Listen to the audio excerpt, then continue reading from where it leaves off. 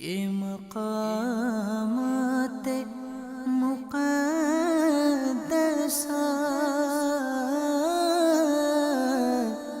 یہ مقامات مقدسہ۔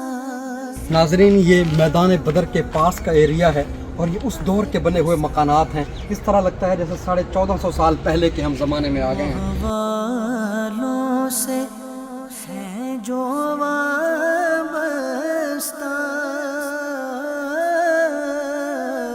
اس وقت ہم موجود ہیں میدان بدر کے اندر۔ یہ پیچھے آپ ایریا دیکھ رہے ہیں، یہ میدان بدر اس کو کہا جاتا ہے۔ یہ آج بھی دور نبوی والی حالت پر آج بھی اسی کنڈیشن کے اندر موجود ہے۔ اسلام اور کفر کی جو سب سے پہلی جنگ ہوئی ہے اس کو جنگ بدر کہا جاتا ہے، اور وہ جنگ ہوئی کہاں ہے؟ وہ اسی بدر کے مقام پہ ہوئی ہے۔ یہ بدر مدینہ سے 150 کلومیٹر کے فاصلے پر موجود ہے، اور یہ وہ مقام ہے کہ یہاں پر ایک کنواں تھا جس کے مالک کا نام بدر تھا، اس لیے اس مقام کو بدر کہا جاتا ہے۔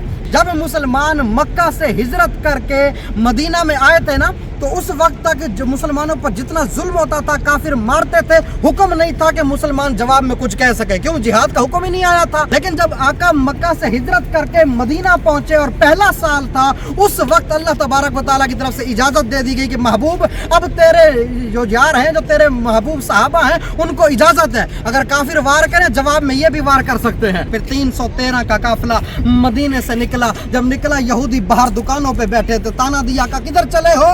کہ جنگ کرنے چلے ہیں۔ کہ کس سے؟ کہ کافروں سے۔ کہ کتنے لوگ ہیں؟ کہ 1000 کا لشکر ہے۔ کہ تم کتنے ہو؟ کہ 313 ہے۔ سامان حرب و ضرب کیا ہے؟ 70 اونٹ تھے، 2 گھوڑے تھے، 6 زرہیں تھیں، 8 تلواریں تھیں، اس کے علاوہ کچھ نہیں تھا۔ اللہ اکبر، 313 تعداد ہے، سامنے 1000 کا لشکر ہے۔ ان کے پاس 700 اونٹ تھے، اللہ اکبر، 700 اونٹ، تلواریں تو وافر مقدار میں۔ پھر ہوا کیا؟ یہ 313 تھے، سامنے 1000 کا لشکر تھا۔ اللہ نے فرشتوں کی فوج بھیج دی۔ فرشتے کہاں پہ آئے؟ سامنے جبل ملائکہ ہے، اس سائڈ پہ۔ اب ہم ادھر بھی چل کر آپ کو دیدار کروائیں گے، ریت کا پہاڑ جہاں پر 5000 فرشتے نازل ہوئے۔ بسم اللہ الرحمن الرحیم۔ ناظرین، اس وقت ہم موجود ہیں جبل ملائکہ پہ۔ یہ ہے جبل ملائکہ۔ جبل کہتے ہیں پہاڑ کو، اور ملائکہ کہتے ہیں فرشتوں کو، فرشتوں کا پہاڑ۔ میدان بدر میں جب جنگ بدر ہوئی تھی تو اللہ تبارک و تعالیٰ نے مسلمانوں کی مدد کے لیے فرشتوں کا نزول یہاں پہ فرمایا تھا۔ 5000 فرشتے آئے تھے، جو بظاہر کافروں کو نظر تو نہیں آتے تھے، لیکن ان کے ضرب و حذف کے آثار نظر آتے تھے۔ کبھی کسی کافر کا کان کٹ جاتا، کبھی کسی کافر کا گلا کٹ جاتا، کبھی کسی کافر کا بازو کٹ جاتا، پتہ ہی نہ چلتا کس نے کاٹا ہے۔ تو یہاں پہ جو فرشتے نازل ہوئے تھے، ان فرشتوں نے یہ کام دکھائے تھے۔ اس وقت ہم موجود ہیں شہدائے بدر کے قبرستان کے دامن کے اندر۔ یہ سامنے مقبرہ ہے شہدائے بدر کا، اور یہ ساتھ ہی میدان بدر ہے جہاں پر صحابہ کرام شہید ہوئے۔ ان میں سے تقریباً 14 صحابہ شہید ہوئے تھے۔ 313 کا لشکر تھا، اور 14 صحابہ کرام اس میدان کے اندر شہید ہوئے، جن میں سے 13 صحابہ کرام کا مزار اس مقبرے کے اندر ہے، اس قبرستان کے اندر ہے، اور جو 14ویں صحابی ہیں ان کا مزار آگے راستے میں مقام صفرا پر حضرت عبیدہ بن حارث رضی اللہ تعالیٰ عنہ کا وہاں پر مقام ہے۔ یہ صحابہ بدر کے نام لکھے ہوئے ہیں جو شہید ہوئے تھے۔ یہ صحابہ یہاں پر شہید ہوئے تھے اس میدان بدر کے اندر۔ علماء نے لکھا ہے جو ان کے نام پڑھ کر دعا مانگتا ہے، اللہ تبارک و تعالیٰ وہ دعا قبول فرما لیتا ہے۔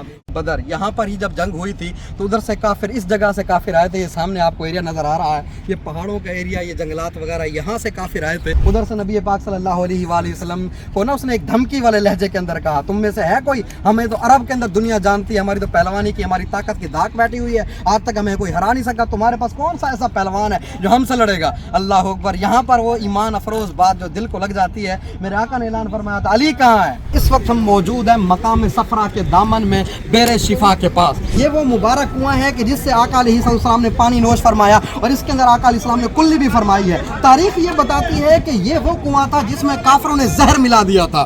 انہوں نے زہر اس لیے ملایا تھا کہ مسلمان بدر سے واپسی پر یا بدر جاتے ہوئے یہاں سے پانی پئیں گے تو مر جائیں گے۔ یہ تو میرے آقا تھے نا، میرے آقا علیہ السلام نے اپنا لعاب اس میں ڈالا تو وہ زہر ہی ختم ہو گیا، زہر کا تریاق بن گیا، اور یہ مقدس مقام بیر شفا بن گیا۔ اس وقت ہم موجود ہیں مقام صفرا پر، اس کو مقام صفرا کہا جاتا ہے۔ یہاں پر غزوہ بدر جہاں پر ہوا تھا، مارکہ بدر، وہ میدان بدر یہاں سے قریب ہی ہے۔ وہاں سے واپسی پر جب مارکہ بدر ہو چکا تھا، تب نبی پاک وہاں سے تشریف لائے تھے، اور اس مقام پر آقا علیہ السلام نے، اس ایریا کے اندر آقا علیہ السلام نے قیام فرمایا تھا، اور اس ایریا کو مقام صفرا کہا جاتا ہے۔ یہاں پر جب آقا علیہ السلام تشریف لائے تو یہاں پر آقا علیہ السلام نے مال غنیمت بھی تقسیم فرمایا تھا۔ اس مقام پر آقا جب مال غنیمت تقسیم کیا تو یہ جو صحابی ہیں، حضرت عبیدہ उबैदा बिन हारिस रदी अल्लाह तआला अन्हु, लोगों ने यहाँ नमाज शुरू कर दिया, अलबत्ता ये मज़ार है हज़रत उबैदा बिन हारिस रदी अल्लाह तआला अन्हु का। ये वो सहाबी रसूल है जो आका से इतनी मोहब्बत करते थे, बदर में जब ये शहीद होने के करीब थे ना, जख्मों से चूर चूर हो चुके थे और इनका पाँव मुबारक कट चुका था, शैबा से ये लड़ रहे थे। अंदाज़ा लगाएं, जख्मों से चूर चूर है, बारगाह मुस्तफ़ा में कदमों में गिरे और कहने लगे या रसूल अल्लाह मैं शहीद तो होने वाला हूँ, आप अपनी ज़बान से कह देना कि मैं शहीद हूँ। इस वक्त हम वादी रोहा के अंदर मौजूद हैं।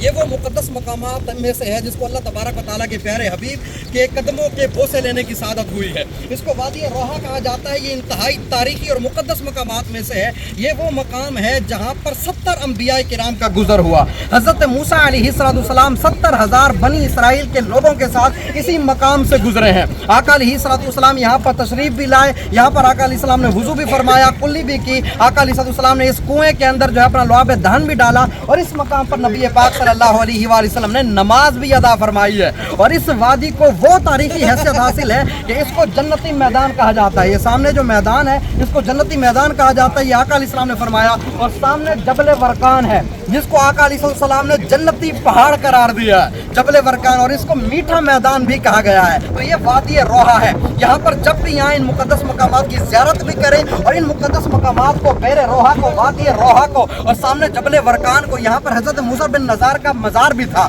जो अब यहाँ पर मादूम हो चुका है, उसकी कोई आसार वगैरह नहीं मिलते। जब यहाँ पर आए तो इन मुक़द्दस मकामात को अपने ईमान का गवाह बनाए। जबल वरकान ए वादी रोहा तो गवाह हो जा, हम मुसलमान हैं, हम आका अलैहिस्सलाम को आखिरी नबी मानने वाले हैं। तो ये बड़ी मुबारक और मुक़द्दस वादी है। अल्लाह करीम आप तमाम को भी अपने सर की आंखों से इन मुक़द्दस मकामात की ज़ियारत अता फरमाए।